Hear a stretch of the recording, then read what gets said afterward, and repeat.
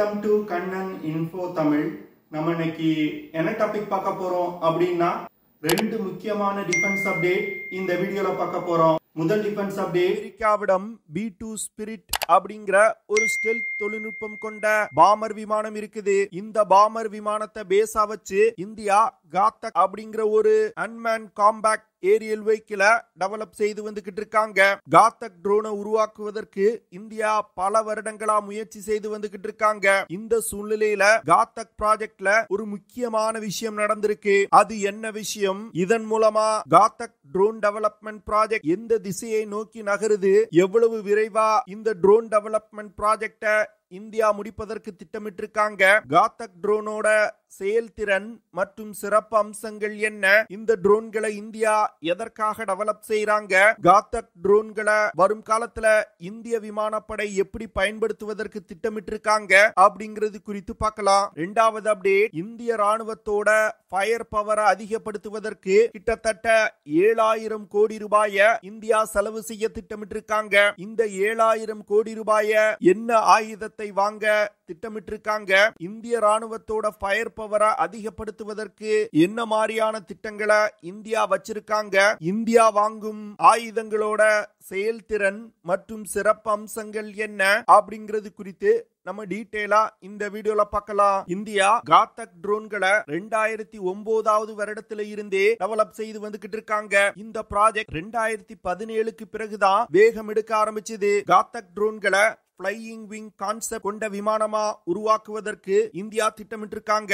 அதனால முதற்கட்டமா காத்தக் ட்ரோனோட ஒரு மினியேச்சர் வெர்ஷனை உருவாக்கி அந்த மினியேச்சர் வெர்ஷனை பயன்படுத்தி சில சோதனைகளை நடத்தி முடித்த பிறகு 12 முதல் 15 டன் எடை கொண்ட காத்தக் ட்ரோன்களை உருவாக்கலாம் அப்படின்னு இந்தியா திட்டமிட்டிருந்தாங்க. அதன்படி இந்தியா 1 டன் எடை கொண்ட ஸ்விஃப்ட் ட்ரோன்களை உருவாக்குனாங்க. அந்த ட்ரோன்களை பயன்படுத்தி காத்தக் ட்ரோன்கள்ல பயன்படுத்தப்படும் பல்வேறு சிஸ்டங்களை இந்தியா சோதனை செஞ்சாங்க. தற்போது சோதனைக்காக உருவாக்கப்பட்ட ஸ்விஃப்ட் UAVகளோட பெர்ஃபார்மன்ஸ் இந்திய விமானப்படைக்கு பிடிச்சு போச்சு. இதனால 1 டன் எடை கொண்ட ஸ்விஃப்ட் UAVகளையும் உருவாக்கி இந்திய விமானப்படையில் இணைப்பதற்கு ஒப்புதல் கொடுத்திருக்காங்க. இந்த சூழ்நிலையில 12 முதல் 15 டன் எடை கொண்ட ஒரு ஃபுல் ஸ்கேல் காத்தக் ட்ரோனை உருவாக்குவதற்கு இந்திய அரசாங்கம் ஒப்புதல் கொடுத்திருப்பதா செய்திகள் வெளிவந்திருக்கு. அதாவது DRDO மற்றும் ஏரோநாட்டிக்கல் டெவலப்மெண்ட் எஸ்டாப்ளிஷ்மெண்ட் நிறுவனம் காத்தக் ட்ரோனோட புரோட்டோடைப்பை உருவாக்க தொடங்கிட்டதா செய்திகள் வெளிவந்திருக்கு. காத்தக் ட்ரோன் டெவலப்மெண்ட் ப்ராஜெக்ட்ல இந்த விஷயம் மிகவும் ஒரு முக்கியமான விஷயமா பார்க்கப்படுது. DRDO காத்தக் ட்ரோனோட 2 புரோட்டோடைப்புகளை உருவாக்குவதற்கு திட்டமிட்டிருக்காங்க. காத்தக் ட்ரோனோட புரோட்டோடைப் உருவாக்கும் வேலைகளை தொடங்குவதற்கு முக்கியமான காரணம், சமீபத்துல cabinet committee on security AMCA 5th generation fighter jet விமான ப்ராஜெக்டுக்கு ஒப்புதல் கொடுத்தாங்க. AMCA 5th generation fighter jet விமானம் மற்றும் காத்தக் அன்மேன் காம்பேக்ட் ஏரியல் வெஹிக்கிள்கள் ஒரே திட்டத்தின் கீழ் தான் உருவாக்கப்பட்டு வந்துகிட்டு இருக்கு. ஏன்னா இந்த 2 விமானங்கள்லையும் பயன்படுத்தக்கூடிய தொழில்நுட்பங்கள் கிட்டத்தட்ட ஒரே விதமா தான் இருக்கும். குறிப்பா AMCA மற்றும் காத்தக் விமானங்கள்ல தொழில்நுட்பம் பயன்படுத்தப்படுது. 2 விமானங்கள்லயுமே இன்டர்னல் வெப்பன் பே தொழில்நுட்பம் பயன்படுத்தப்பட்டிருக்கு. அது மட்டும் இல்லாம AMCA மற்றும் காத்தக் விமானங்கள்ல பயன்படுத்தப்படும் ஏவியானிக்ஸ் ஒரே மாதிரி தான் இருக்க போகுது. இதனால 2 விமானங்களையும் ஒரே திட்டத்தின் கீழ் இந்தியா டெவலப் செஞ்சு வந்துகிட்டு இருக்காங்க. முதற்கட்டமா AMCA மற்றும் காத்தக் ட்ரோன்களோட டிசைனை டெவலப் செய்யறதுக்கு 400 கோடிய சில வருடங்களுக்கு முன்னாடி ஒதுக்குனாங்க. தற்போது 2 விமானங்களோட டிசைன் வேலைகள் முடிஞ்சிட்டு இதனை தொடர்ந்து AMCA மற்றும் காத்தக் ட்ரோனோட புரோட்டோடைப் டெவலப்மெண்ட் வேலைகளை DRDO மற்றும் ஏரோநாட்டிக்கல் டெவலப்மெண்ட் எஸ்டாப்ளிஷ்மெண்ட் நிறுவனம் தொடங்கி இருக்காங்க. இந்த 2 விமானங்களை உருவாக்குவதற்காக கிட்டத்தட்ட 15,000 கோடி ரூபாயை இந்திய அரசாங்கம் ஒதுக்கி இருக்காங்க. இதனால தற்போது 2 விமான டெவலப்மெண்ட்டும் வேகம் எடுக்க ஆரம்பிச்சிருக்கு. இந்த காத்தக் ட்ரோன்களை பிரத்யேகமா ஆபத்தான யுத்த களங்கள்ல பயன்படுத்துவதற்கு இந்தியா உருவாக்குறாங்க. காத்தக் ட்ரோன்ல ஸ்டெல்த் தொழில்நுட்பம் இருக்கிறதுனால இந்த ட்ரோன்கள்னால எதிரிகளின் ரடார் சிஸ்டத்துல சிக்காமல் நீண்ட தூரம் எதிரி எல்லைக்குள் ஊடுருவி சென்று தாக்குதல்களை நடத்த முடியும். அது மட்டும் இல்லாம இந்த ட்ரோன்களை பயன்படுத்தி சர்வேலன்ஸ், ரெகனசன் போன்ற ஆபரேஷன்களையும் கேரி அவுட் செய்ய முடியும். காத்தக் ட்ரோன்ல 5th ஜெனரேஷன் ஃபைட்டர் ஜெட் விமானங்கள்ல பயன்படுத்தப்படும் இன்டர்னல் வெப்பன் பே தொழில்நுட்பம் பயன்படுத்தப்பட உள்ளது.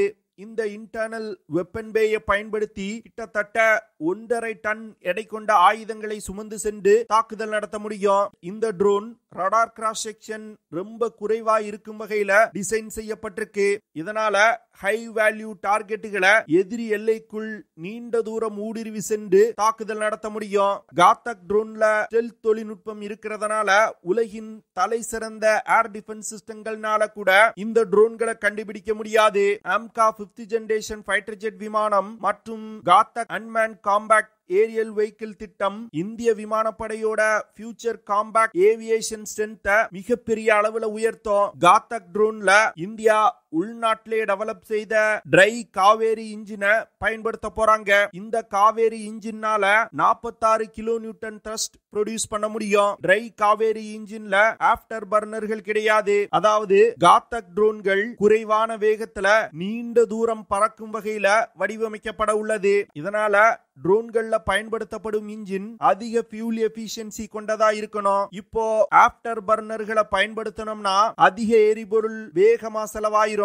இதன் காரணமாக ஆஃப்டர் பர்னர்கள் இல்லாத ட்ரை காவேரி இன்ஜினை DRDO பயன்படுத்த போறாங்க. அது மட்டும் இல்லாம ஆஃப்டர் பர்னர்கள் இல்லாத இன்ஜினை பயன்படுத்தும் பொழுது லோ இன்ஃப்ராரெட் சிக்னல் இருக்கும். இதன் காரணமாக ட்ரோனோட ஸ்டெல்த் திறனும் அதிகரிக்கும். காவேரி ட்ரை இன்ஜின் காத்தக் ட்ரோனுக்கு தேவையான த்ரஸ்ட் டு வெயிட் ரேஷியோவை கொடுப்பது மட்டுமல்லாமல் ட்ரோனோட எண்டூரன்ஸையும் மிகப்பெரிய அளவில் அதிகரிக்கும். இதனால நீண்ட தூரம் இந்த ட்ரோன்கள்னால பறந்து சென்று உளவு தகவல் சேகரிக்க முடியும். அதே வேளையில சர்வேலன்ஸ் மற்றும் ரெகனசன் ஆபரேஷன்களையும் கேரி அவுட் செய்ய முடியும். தேவைப்பட்டால் எதிரிகளின் எல்லைக்குள் ஊடுருவி சென்று தாக்குதல்களையும் நடத்த முடியும். காத்தக் ட்ரோன்களை கிட்டத்தட்ட 30,000 அடி உயரத்துல பறக்கும் வகையில டிசைன் செஞ்சிருக்காங்க. இந்த ட்ரோன்ல onboard computer, data link system, fire control radar system, identification of friend or foe, collision avoiding system போன்ற பல அதிநவீன தொழில்நுட்பங்கள் இணைக்கப்பட்டிருக்கு. இதனால காத்தக் ட்ரோனை ஒரு ஹை இன்டெலிஜென்ஸ் ட்ரோனா இந்தியா டெவலப் செய்து வந்துகிட்டு இருக்காங்க. காத்தக் ட்ரோன்ல இருந்து bombs, missiles, precision guided munitions, cluster munitions போன்ற பல்வேறு விதமான ஆயுதங்களை பயன்படுத்தி தாக்குதல் நடத்த முடியும். காத்தக் ட்ரோன்களை வெறுமன அன்மேன் காம்பேக்ட் ஏரியல் வெஹிக்கிளா மட்டும் இந்தியா டெவலப் செய்யல. இந்த ட்ரோன்களை மேன்ட் அன்மேன் டீமிங் ஆபரேஷன்களையும் பயன்படுத்துவதற்கு இந்தியா திட்டமிட்டு இருக்காங்க. அதாவது AMCA Su-30 MKI போன்ற விமானங்கள்ல பைலட்டுகள் இருந்து கொண்டு காத்தக் ட்ரோன்களை கட்டுப்படுத்த முடியும். அதாவது பைலட் AMCA விமானத்தை எதிரிகளால் தாக்க முடியாத இடத்துல நிறுத்தி கொண்டு காத்தக் ட்ரோன்களை எதிரி எல்லைக்குள் பறக்க வைத்து தாக்குதல்களை நடத்த முடியும். இந்த மேன் அன்மேன் டீமிங் சிஸ்டத்துல AMCA விமானம் ஒரு மதர்ஷிப் போல செயல்படும். காத்தக் ட்ரோன்கள் மற்றும் AMCA விமானங்கள் இணைந்து செயல்படும் பொழுது பைலட் எதிரி எல்லைக்குள் விமானத்தை எடுத்து சென்று தாக்குதல் நடத்த தேவையில்லை. இதனால அதிக ஆபத்தான ஆபரேஷன்கள்ல விமானங்களை பயன்படுத்தாம காத்தக் ட்ரோன்களை பயன்படுத்தி தாக்குதல் நடத்துறதுனால விமானிகளோட பாதுகாப்பு அதிகரிக்குது. காத்தக் ட்ரோன்கள் தற்போது இந்திய விமானப்படையில் பயன்பாட்டில் உள்ள LCA தேஜஸ் MK-1A விமானம் போன்ற சைஸ்ல இருக்கும். ஆனா தேஜஸ் விமானத்தோட வேகம் இருக்காது. அதே வேளையில காத்தக் ட்ரோன்ல அதிக ஸ்டெல்த் திறன் இருக்கும். அது மட்டும் இல்லாம தேஜஸ் விமானங்களை விட குறைவான வேகத்துல அதிக தூரம் பறக்க முடியும். குறிப்பா சொல்லணும்னா காத்தக் ட்ரோன்கள்னால 5 முதல் 8 மணி நேரம் தொடர்ந்து பறந்து சென்று பல்வேறு விதமான ஆபரேஷன்களை கேரி அவுட் செய்ய முடியும். காத்தக் ட்ரோன்கள் வெற்றிகரமா உருவாக்கப்பட்டு இந்திய விமானப்படையில் இணைக்கப்பட்டால் இந்த ட்ரோன்களை பேஸா வச்சு வரும் காலத்துல அமெரிக்காவிடம் உள்ள B-2 ஸ்பிரிட் ஹெல்த் பாமர் விமானங்கள் போன்ற விமானங்கள் டிசைன்களை இந்தியாவால உருவாக்க முடியும். இதனால காத்தக் ட்ரோன் ப்ராஜெக்ட் இந்தியாவுக்கு மிகவும் ஒரு முக்கியமான திட்டம். இன்னும் ஓரிரு வருடங்கள்ல DRDO வெற்றிகரமா காத்தக் ட்ரோனோட 2 புரோட்டோடைப்புகளை உருவாக்கி முடிப்பாங்க அப்படின்னு எதிர்பார்க்கப்படுது. அடுத்து இந்திய ராணுவத்திற்கு 307 அட்வான்ஸ்டு டவுட் ஆர்ட்டிலரி கன் சிஸ்டங்களை சப்ளை செய்வதற்கான கான்ட்ராக்ட் பாரத் ஃபோர்ஜ் அப்படிங்கிற ஒரு தனியார் நிறுவனத்திற்கு போக போகுது. கிட்டத்தட்ட 7000 கோடி ரூபாய்க்கு இந்த 307 ஆர்ட்டிலரி கன் சிஸ்டங்களை இந்தியா வாங்குறாங்க. இந்த விஷயம் இந்திய ராணுவத்தோட ஃபயர் பவரை அதிகப்படுத்துறதுல மிகவும் ஒரு முக்கியமான விஷயமா பார்க்கப்படுது. இந்த 7000 கோடி ரூபாய் கான்ட்ராக்டை கைப்பற்றுவதற்கு பாரத் ஃபோர்ஜ் லிமிடெட் நிறுவனமும் டாடா அட்வான்ஸ் சிஸ்டம் லிமிடெட் நிறுவனமும் போட்டியிட்டாங்க. அதுல பாரத் ஃபோர்ஜ் லிமிடெட் நிறுவனம் லோவஸ்ட் பிட்டரா தேர்ந்தெடுக்கப்பட்டிருக்காங்க. செகண்ட் லோவஸ்ட் பிட்டரா டாடா அட்வான்ஸ் சிஸ்டம் லிமிடெட் நிறுவனம் தேர்ந்தெடுக்கப்பட்டிருக்காங்க. இந்த 307 அட்வான்ஸ்டு டவுட் ஆர்ட்டிலரி கன் சிஸ்டங்கள்ல 60% கன் சிஸ்டங்களை பாரத் ஃபோர்ஜ் லிமிடெட் நிறுவனம் சப்ளை செய்வாங்க. செகண்ட் லோயஸ்ட் பிட்டரான டாடா அட்வான்ஸ் சிஸ்டம் லிமிடெட் நிறுவனம் 40% AT-AGS கன் சிஸ்டங்களை சப்ளை செய்வாங்க. இந்த AT-AGS கன் சிஸ்டத்தை DRDO நிறுவனத்தோட ornament research and development establishment நிறுவனம் டெவலப் செஞ்சிருக்காங்க. DRDO லேபரட்டரியால் டெவலப் செய்யப்பட்ட கன் சிஸ்டத்தோட டிசைனை பாரத் ஃபோர்ஜ் மற்றும் டாடா அட்வான்ஸ் சிஸ்டம் லிமிடெட் நிறுவனத்திடம் கொடுத்து தயாரிக்க சொல்லியிருக்காங்க. அதுல இருந்துதான் தற்போது பாரத் ஃபோர்ஜ் லிமிடெட் நிறுவனத்தை இந்திய ராணுவம் செலக்ட் செஞ்சிருக்காங்க. இந்திய ராணுவம் இந்த AT-AGS கன் சிஸ்டத்தை வாங்குவதற்கு முன்னாடியே பல நாடுகள் இந்த கன் சிஸ்டங்களை வாங்குவதற்கு போட்டி போட்டு வந்துகிட்டு இருக்காங்க. குறிப்பா அர்மீனியா இந்த AT-AGS கன் சிஸ்டத்தை தங்கள் படையில் இணைச்சிட்டாங்க. பாரத் ஃபோர்ஜ் மற்றும் டாடா அட்வான்ஸ் சிஸ்டம் லிமிடெட் நிறுவனம் உருவாக்கிய கன் சிஸ்டங்களை 2023 இருந்து பல்வேறு கட்டங்கள்ல இந்திய ராணுவம் சோதனை செஞ்சிருக்காங்க. குறிப்பா பாலைவன பகுதி, ஹை ஆல்டிடியூட் பகுதி, சமவெளி பகுதி போன்ற பல இடங்கள்ல பல கட்டமா சோதனைகளை நடத்தியிருக்காங்க.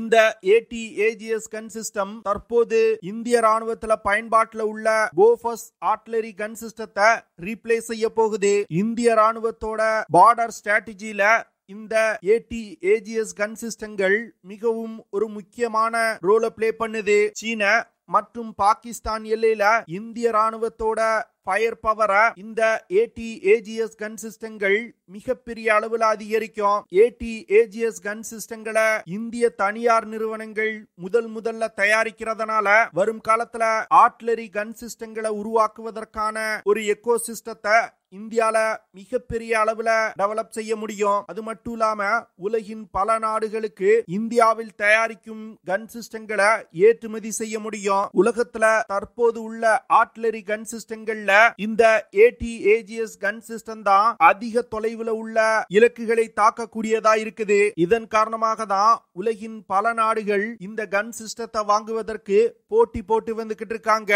இந்த AT-AGS கன் சிஸ்டத்தை இந்திய படையில் இணைப்பதன் மூலம் இந்திய ராணுவத்தோட ஃபயர் பவர் மிகப்பெரிய அளவில் அதிகரிக்கும். ஓகே ஃப்ரெண்ட்ஸ், நம்ம வீடியோவோட நிறைவு பகுதிக்கு வந்துட்டோம். இதெல்லாம் தான் நான் உங்ககிட்ட ஷேர் பண்ணணும் அப்படின்னு நினைச்ச விஷயங்கள். ஐ ஹோப் நான் ஷேர் பண்ண விஷயங்கள் உங்களுக்கு பிடிச்சிருக்கும்னு நினைக்கிறேன்.